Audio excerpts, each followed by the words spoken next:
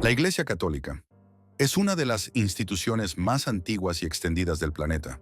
Hoy cuenta con más de 1.000 millones de fieles en todo el mundo. Pero, ¿cómo comenzó todo esto? ¿Dónde, cuándo y por qué nació la Iglesia Católica? La mayoría de los historiadores coinciden. El cristianismo comenzó en el siglo I, en Judea, bajo dominio del Imperio Romano.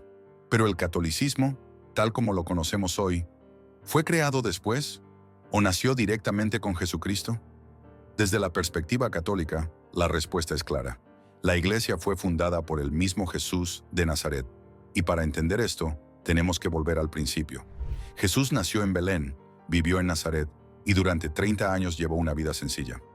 A los 30 fue bautizado por Juan el Bautista y comenzó su vida pública.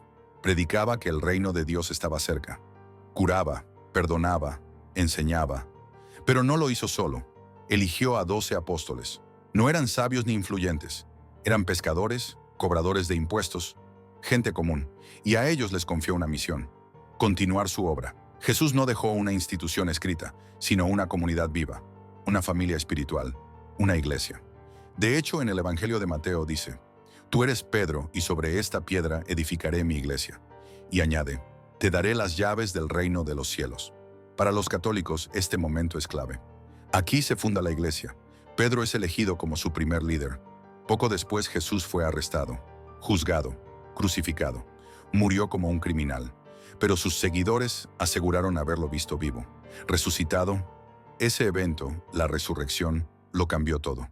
Los discípulos, antes temerosos, comenzaron a predicar con valentía, y esa fe fue el origen del cristianismo. Al principio, no era una religión separada, era una corriente dentro del judaísmo, pero crecía, se organizaba y tomaba forma. Pedro asumió el liderazgo. Según la tradición, fue a Roma, donde murió mártir. Allí comienza el linaje de los papas. Otro personaje clave fue Pablo de Tarso. Al principio, perseguía a cristianos, hasta que tuvo una experiencia con Cristo resucitado y se convirtió en su mayor misionero. Fundó comunidades en Antioquía, Éfeso, Corinto, y escribió cartas que hoy forman parte del Nuevo Testamento. Él defendió una idea fundamental. La fe cristiana no era solo para judíos, era para toda la humanidad. Mientras tanto, las comunidades se organizaban. Tenían obispos, presbíteros, diáconos, celebraban la Eucaristía, compartían la misma fe y miraban a Roma como centro de unidad.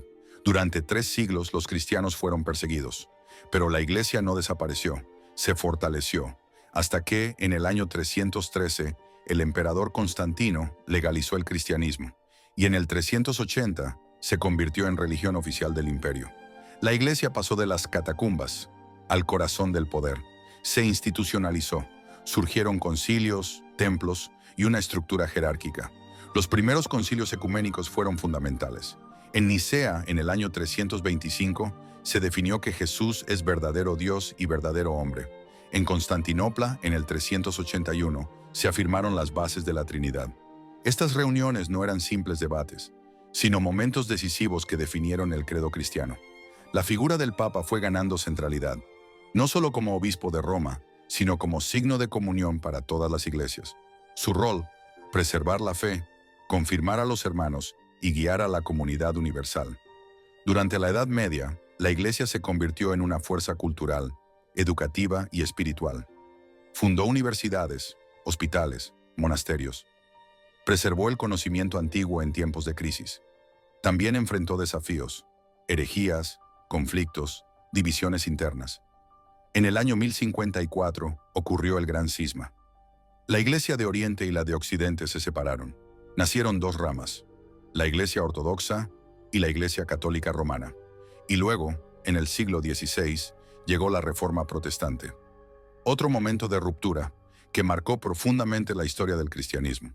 A pesar de todo, la Iglesia Católica siguió adelante. Se adaptó, se reformó, se expandió. Una de sus mayores expansiones ocurrió en América Latina. Tras la llegada de los europeos, la Iglesia acompañó la colonización, pero también fue defensora de los pueblos indígenas. Figuras como Bartolomé de las Casas levantaron la voz contra los abusos. Se construyeron iglesias, escuelas y hospitales en todo el continente. Y hoy América Latina es el hogar de casi la mitad de los católicos del mundo. En tiempos modernos, la Iglesia ha tenido que enfrentarse a nuevos desafíos.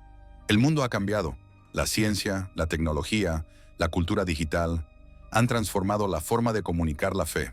El Papa Francisco, elegido en 2013, ha intentado acercar la Iglesia a los marginados, hablar con sencillez y abrir espacios de diálogo con creyentes y no creyentes. Hoy la Iglesia está presente en redes sociales, en medios digitales y participa en debates sobre pobreza, migración, medio ambiente y paz. Para más de 1.000 millones de personas, la Iglesia Católica no es solo una religión, es una tradición viva, una comunidad de fe que camina con esperanza, con errores, con aciertos, con luces y sombras, pero con una misión que no cambia: anunciar el Evangelio, servir al prójimo y continuar la obra de Cristo hasta el fin de los tiempos.